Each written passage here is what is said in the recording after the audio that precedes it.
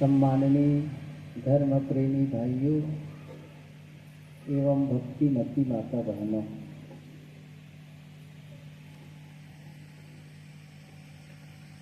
सत्संग के पहले दिन मैंने निवेदन किया था आयोजक भाइयों से कि मेरा जो आसन है इतना ऊंचा कर दिए हो कि ऊपर का ताप ज़्यादा लगता है, तो बराबर कर देना। मैं सब संतों के साथ बैठना चाहता हूँ। उन्होंने प्रयास तो किया लेकिन संभव नहीं हो पाया, क्योंकि वो सिस्टम ऐसा बना है कि उसको एक ब एक बराबर करना, पूरा उजाड़ना, नए सिरे से बनाना कठिन लगा। तो लोग हथियार डाल दिए, साहब रहने दो ना, वो रह गया। और मैं शुरू से मेरा मन में होता है कि मैं संतों से अलग नहीं हूँ, संतों के साथ हूँ। संतों का मेरे मन में बहुत आदर है। अब संकोच होता है, हमारे पुराने संत आते हैं जिनका मैं सम्मान करता हूँ, ऐसे लोग। और अब मुख्य प्रवक्ता की अपनी मजबूरी है, उनको बैठाया भी जाता है थोड़ा सा अलग से। तो इन बातों को लेकर के मैं संतों से अपनी ओर से क्षमा याचना करता हूँ। और बस आप लोगों का स्नेह और प्रेम बना रहे मेरे लिए, यही मैं अपेक्षा करता हूँ। अब रही बात कुछ काम की, काफ़ी देर से सुन रहे थे। और आज जैसा कि कहा गया कि परसों के ही रात में माता जी का देहावसान हो गया। अब उनका सुपुत्र विदेश में रहता है तो उनको आने में विलम्ब हुआ, जो कुछ हुआ। और आज संभवतः उनकी अंत्येष्टि की बात है, तो जितना समय मिल सके चर्चा करें। और मैंने कल लगभग उन्हीं बातों को लेकर के कहा था कि आए हैं सो जाएंगे, राजा रंग फकीर, एक सिंहासन चढ़ी चले एक बंधे जंजीर। और मौत की ही बातें मैं करता रहा कि जो जन्म लिया है एक दिन उसकी मौत होती है। लंबा जीवन नहीं है वैसे देखा जाए। सदगुरु गुरुदेव जी ने पंक्ति लिखी है, इस जगती तल में जो जन्मा बैठा कौन यहाँ है, 100 के पहले वाले प्रायः कोई नहीं जहाँ है। इस जगती तल में जो जन्मा बैठा कौन रहा, कोई स्थिर बैठा है। 100 साल पुराना आदमी मिलना कठिन। इस सभा में तो 100 साल पुराना कोई आदमी नहीं है। इस गांव में भी शायद हो कोई 100 साल पुराना आदमी, बड़ा कठिन है। 100 साल पुराना मकान का मिलना। और इस महाकाल के बीच जिसकी न शुरुआत है और न जिसका अंत है, समय की शुरुआत नहीं और समय का अंत नहीं, तो इस महाकाल के बीच में 100 साल मानो एक सेकंड से भी कम का समय है। और 100 साल की हमारी उम्र नहीं होती है। इस बीच हमें बहुत से काम करने होते हैं। बचपना तो यूं ही बीत जाता है, अबोध अवस्था, जन्म लिए तो बातें समझ में कहाँ आती हैं। पहले तो रोते गाते हैं, बस दूध पिला दिया गया, सुला दिया गया, नहला दिया गया, और यही सब सेवा चलती रहती है। धीरे धीरे अवस्था बढ़ती चली जाती है और फिर लोगों से संपर्क बढ़ता है, कम्युनिकेशन होता है। फिर ये बातें चलती कि ये मेरी माँ है, ये मेरे पिता है, ये मेरे दादा है, ये मेरा घर है, ये मेरा पड़ोसी है, ये मेरा खेत खलिहान है, ये मेरा देश है, समाज है, अमुक जाति का। सब धीरे धीरे विस्तार होता चलता है। तो बचपने तो ऐसे बीता, फिर बुढ़ापा और जर्जरता में भी बहुत करने जैसा नहीं रहता है। क्या कहा, बचपने में तो पढ़ाई लिखाई करते कुराते कई साल बीत जाते हैं, 20 साल 25 साल बीत जाते हैं। ऐसे ही 75-80 के पश्चात कुछ नया करने जैसा नहीं रहता है। क्योंकि पहले वाली शक्ति, जो शक्ति जवानी में थी, वो शक्ति नहीं है, तो वो उस वेग से आप नहीं कर सकते। बीच का थोड़ा टाइम बचता है, वो क्या है, सच कहा जाए ना तो 25 से 50, और इसी बीच जब आदमी साधना कर सकता है, अपने जीवन को बहुत ऊंचाई तक ले जा सकता है, या कहो पूरी ऊंचाई तक ले जा सकता है। जिन संतों की हम महिमा गाते हैं, उनकी साधना की शुरुआत कब हुई बताओ? बुद्ध की साधना कब शुरू हुई? कितनी उम्र रही? क्या वो 60-70 के हो गए थे? समझ रहे हैं ना? बिल्कुल कम उम्र में, 29 वर्ष में तो वो घर छोड़ दिए थे। महावीर की भी देखो, कबीर की भी देखो, नानक, जितने भी संत हुए, प्रारंभ से ही, जवानी में ही वे लोग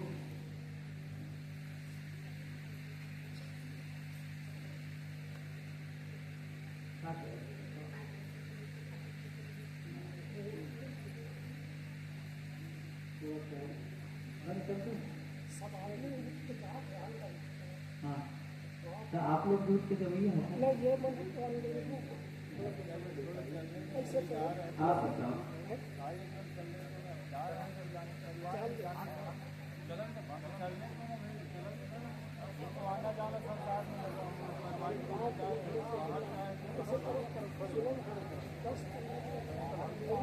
हमें सुनना कौन बता?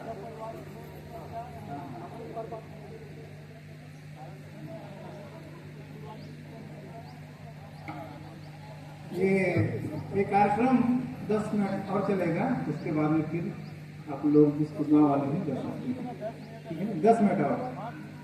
बोलिए सदगुरुदेव की जय।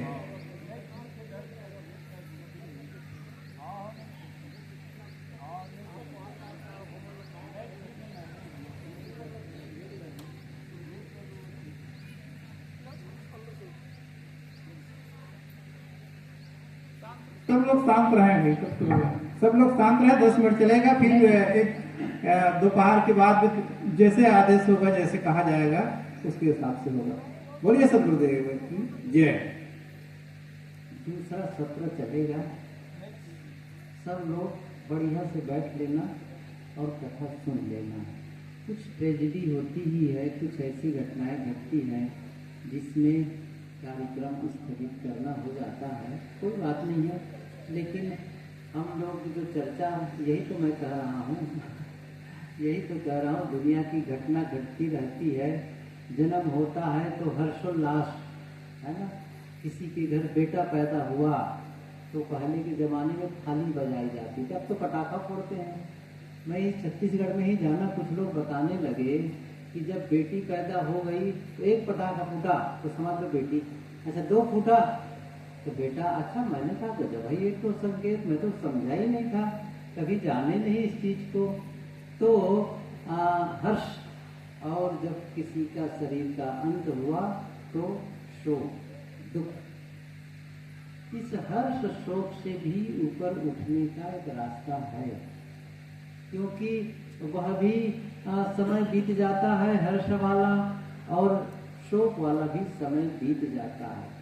बहुत सी घटनाएं घटती हैं जीवन में, परिवार में, और धीरे धीरे धीरे धीरे धीरे सब विलीन होता चला जाता है, सामान्य होता चला जाता है। और किसी की अनुपस्थिति से, किसी के चले जाने से यह संसार का काम रुकता नहीं। प्रधानमंत्री जो वर्तमान में थे, उनका भी अचानक हार्ट अटैक हुआ, हत्या हुई, और फिर भी देश चल रहा है। घर के मालिक का शरीर छूट जाता है, घर का वह आदमी जो बिल्कुल काम करने वाला, पूरे घर का स्तंभ, पूरे घर का वह कारोबार करने वाला, उन्हीं पर पूरा घर डिपेंड, अचानक उनका शरीर छूट गया। अब स्थिति कैसी होती? गुरुदेव जी एक उदाहरण बताया करते थे। एक गांव था, एक चपरासी स्कूल का, वो उम्र ज्यादा नहीं रही, 20-25 साल की रही होगी। उनकी शादी हो गई थी और एक छोटा सा बच्चा था, बहुत नन्हा सा, थोड़े दिन पहले ही जन्म हुआ था। तो उनमें क्या हुआ था कि अचानक उनका शरीर छूट गया, मर गया वो चपरासी। पूरे गांव में हाहाकार मच गया, चपरासी मर गया स्कूल का। और उसकी पत्नी अभी भी शादी होकर के आई है, बच्चा है एक, और उसका कोई आधार नहीं। जो कुछ उसको सरकार की ओर से तनख्वाह मिलती, इसी से इसका जीवन चलता था। पत्नी क्या करेगी, नहीं है बिल्कुल अभी, और छोटा सा बच्चा है। बहुत ही लोग परेशान, और कैसे होगा उसका जीवन का। तब गुरुदेव जी बताते थे हुआ क्या। अब किसी भांति उनको संस्कार अंत्येष्टि करके उनके बारे में कार्यक्रम संपन्न कर दिए गांव के लोग मिल करके। और फिर उस चपरासी की जगह पर स्कूल में उसकी पत्नी को नियुक्ति मिल गई, कहते हैं अनुकंपा नियुक्ति, उसको नियुक्ति मिल गई। तो रोजी रोटी की व्यवस्था हो गई। और उसी स्कूल में बच्चा जब पढ़ने लायक हुआ तो पढ़ने लग गया। बच्चा बड़ा होशियार था। तो गांव का जो मुखिया था उसने उनसे आकर कहा, अर्थात चपरासी की पत्नी से, या कहो छोटे बच्चे की माँ से, एक काम करो, ये बच्चा बड़ा मेधावी है, बड़ा होशियार, इस बच्चे को मुझे दे दो। और मुझे दे दो इसका मतलब नहीं है मैं इसे पढ़ा लिखा करके योग्य बना करके फिर तुम्हें दे दूंगा, क्योंकि तुम अब इतना तो पढ़ा नहीं पाओगी, वो मेरे जिम्मे है, इसको शिक्षा देना। और मुखिया जो था वो उस पर धन खर्च किया और उसको पढ़ाया लिखाया, हायर एजुकेशन, मतलब बहुत ऊंची शिक्षा। और जानते क्या हुआ, वो पढ़ लिख करके लड़का कलेक्टर हुआ। गुरुदेव जी कहते थे यदि वो चपरासी जिंदा रहता, हो सकता है वो लड़का मास्टर बन के रह जाता। कैसे चलेगा कैसे चलेगा कहते थे, नहीं, उसका भी जीवन चल रहा है, बच्चे की भी व्यवस्था हो गई है। तो ये जो मन में भय बनता है और ये जो मन में आतंक आ जाता है कि किसी के नहीं रहने पर, देखो कोई चाहता थोड़ी कि संबंध खत्म हो, कोई नहीं चाहता, लेकिन प्रकृति के नियम को भी तो देखो, जिसके सामने सब विवश हैं।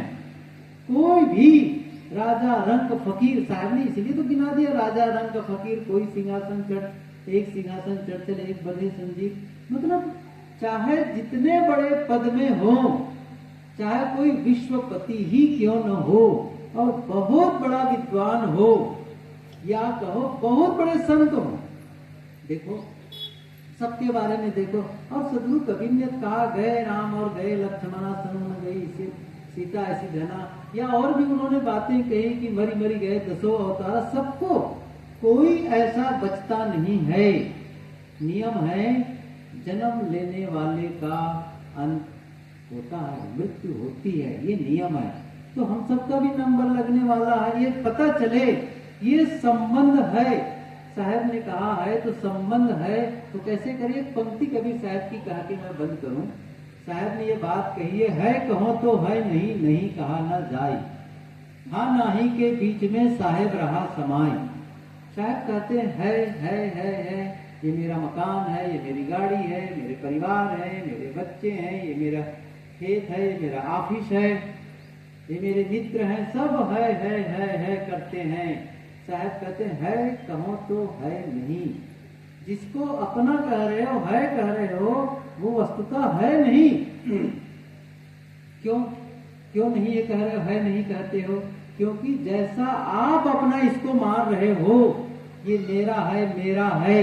साहब की पंक्ति याद करो, गुरुदेव जी की, वो हृदय के गीत में लिखे हैं, मेरा है मेरा ऐसा मूड जन्म भर करता, एक दिन मिट्टी के नीचे वह पड़ा पड़ा है सड़ता। ये ध्यान रखो, हम में से सभी लोग लगभग किसी की अंत्येष्टि में गए होंगे, किसी को आग दिए होंगे, किसी को मिट्टी दिए होंगे, लेकिन एक बात तय है, हमको भी मिट्टी देने वाले और आग में जलाने वाले पैदा हो चुके हैं। एक दिन नंबर लगने वाला है। तो फिर ये जो है कह रहे हैं ना, पहले भी आपके दादा बाबा पर पाजा वो भी है कहते थे। कहाँ है उनका है गया, सब तो गया हूँ, न वो रह गए न उनका रह गया, सब सपना। गुरुदेव जी के बारे में सब जानते, सदगुरु अभिलाष साहब जी के बारे में भक्त लोग पूरे यहाँ गांव में आए थे और बहुत से लोग तो उनसे बातचीत किए हैं, उनके विचार सुने हैं, उनकी ग्रंथ पढ़े हुए हैं। जब उनका शरीर छूटा तो क्या हम लोगों को कैसा लगा होगा बताओ।